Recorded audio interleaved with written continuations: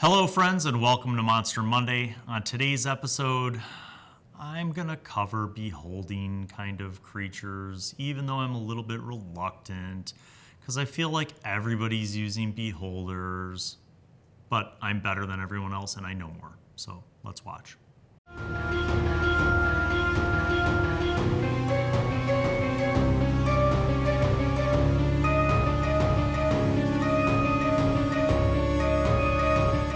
Okay, all kidding aside, I do kind of think beholders are a little bit played out. It seems like everybody that I know on the webs has purchased beholder minis and has tutorials about painting them.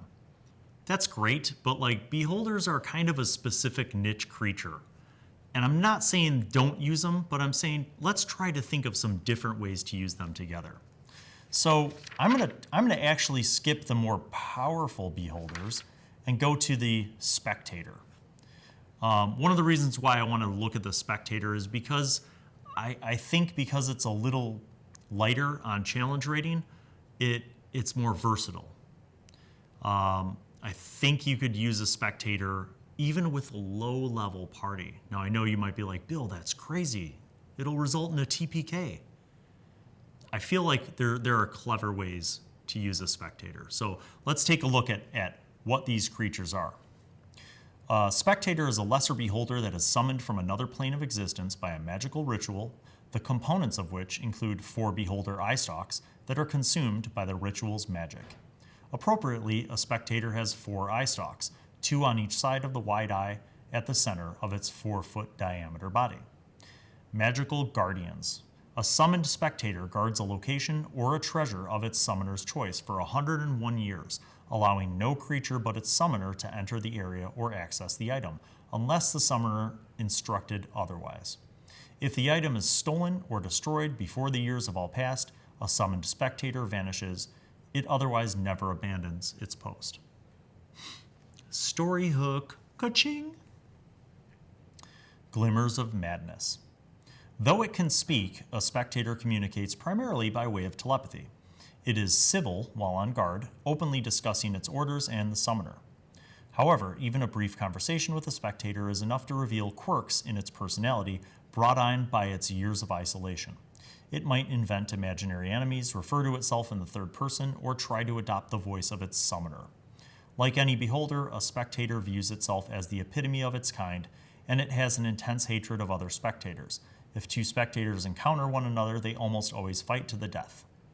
Freed from service. When a Spectator has fulfilled its service, it is free to do as it pleases.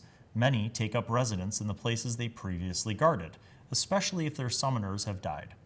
With the Spectator's loss of purpose, the flickers of madness it displayed during its servitude flourish. Story hook. Okay, let's talk. One of the reasons why I think this is a cool creature is because, like I said before, it's not as deadly as some of the other beholders. It's not as high level, it's not as powerful. So you can employ this with a low level party or a mid level party very easily. Now, on an encounter basis, it's simple. Any dungeon, any ruined tower, or whatever you're having people explore, abandoned mine, maybe not a mine, but anywhere where like some kind of a wizard who summoned things would have something hidden away, some kind of a treasure. Pick your poison. A temple, an old pyramid, a tomb, any number of those kind of things. You could easily throw a Spectator in to guard. Now, obviously, the first instinct of any newbie adventuring group is, I kill it. But this is an opportunity for you as the DM to role play this creature because it does have some social capabilities. And it's an opportunity for your party to do something, to try to do something other than just kill a monster to gain access to something. So as an encounter, you can role play with this creature. And maybe the Spectator says that it's willing to open up the door to the treasure vault, but first they have to answer 3 riddles. But first the party has to play a game with the Spectator because it's been so lonely. And then you can have it like kind of, bipolar where it's happy and like laughing and then it's angry, and then it's back to like happy and manic, and so kind of make it almost psychologically, a test for the players to role play their characters consistently and to have their characters kind of play along with this to see if they could gain entry. Now, at a certain point, maybe they do something to trigger the spectator, and then he just goes all out apeshit crazy and starts attacking them. Or maybe your players decide that they don't want to play any games and they're going to kill this spectator, and he defends everything. On a flip, this could also be used because if you don't reveal that this is a spectator and the party thinks it's another kind of beholder, this could be used as a ploy to create a side quest. So maybe the spectator is going to send the party on a side quest, and they have to go recover this other item first and bring it back to the spectator, and then he will open the door. So if your party doesn't know that this is a spectator and you describe it and they just make the false assumption that this is a more powerful beholder, maybe they'll be less inclined to just outright attack it and they'll play along with the games. Or they'll go on the side quest to acquire the diadem of Ozymandias or whatever you make up, some object that the spectator wants them to bring. Here's another thing. What if the spectator is guarding this and the summoner is still alive? And the summoner's just gone on like a journey, and the summoner's on their way back. And the spectator knows that the summoner's coming back, and the spectator's just buying time. And so he sends the group on a wild goose chase, and then they find out that they've been duped, and they go back to beat ass on the spectator, except now this high-level wizard who summoned the spectator is back, and now they have someone else to contend with. That's where you take it from an encounter to an adventure to a campaign. Because now if you have this high-level mage who's returned to find this party trying to get into his treasure vault, he can say, I'm going to offer you a choice. Either you can go do this task for me, and I'll consider you even, and I'll maybe even pay you for it, or I could kill you all right now with a high-level fireball, or some other deathly threat. So that's where you could turn this encounter with the spectator into a much deeper thing, right? And maybe, what if it even turns into a friendly alliance? What if the high-level mage has the party doing these different missions for him or her, and the spectator's like now a sidekick, because they're serving for 101 years. So the spectator could become like comic relief, it could become like the crazy servant in the wizard's lair. And every time they come back from a mission to return some valuable piece of knowledge, some tome, some item to the wizard, and he's going to, of course, reward them with other magical items that they want more. That, they always run across the spectator, and they're like, oh, hey, Sid. And Sid, the spectator, is like, oh, hey, guys, how's it going? Oh, I'm so lonely. You want to play a game? Just flip-flopping in character. So if you wanted to take it beyond just an encounter or an adventure and make this a recurring part of a campaign, that's one way to do it.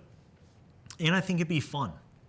What party wouldn't want to have, interactions with an insane beholderling, and have this be a recurring character? I think it'd be kind of cool. All right, let's take a look at the stat block. So they have an armor class of 14. They fly. They have dark vision of 120 feet. They have deep speech for languages, undercommon, and 120 feet of telepathy. They are only considered a challenge rating of 3. They have bite attacks, and they have eye rays. The spectator shoots up to 2 of the following magical eye rays at 1 or 2 creatures it can see within 90 feet of it. It can use each ray only once on a turn. They have a confusion ray. Target must succeed on a DC 13 wisdom save, or it can't take reactions until the end of its next turn. On its turn, the target can't move, and it uses its action to make a melee or ranged attack against a randomly determined creature within range. If the target can attack, it does nothing on its turn. Paralyzing ray. DC 13 con save or be paralyzed. Fear ray.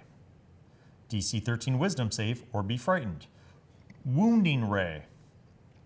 DC 13 con save, or take 3d10 necrotic damage on a failed save, or half as much on a successful one. Create food and water. The spectator magically creates enough food and water to sustain itself for 24 hours.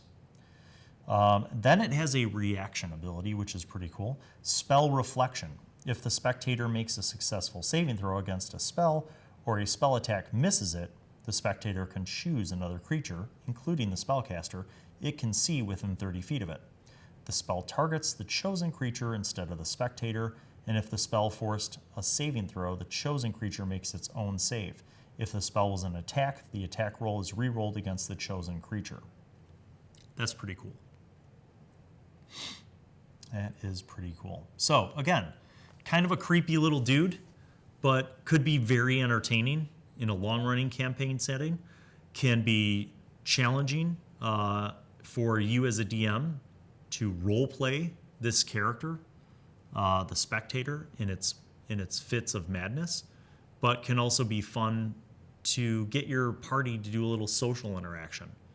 You know, talk with this thing, try to negotiate it, persuade it, deceive it, intimidate it. Or if they just go all out in the attack, then this thing can do the same thing. So a lot of different options for how to use the spectator. So anyway, I hope this little focus on one of the lesser beholder type beings has been helpful and informative.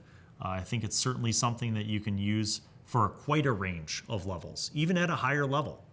You know, this might not be a threat to a high level group, but just messing with the group and stalling out until the more powerful wizard arrives could be a very useful plot device. So anyway, thank you for joining me once again.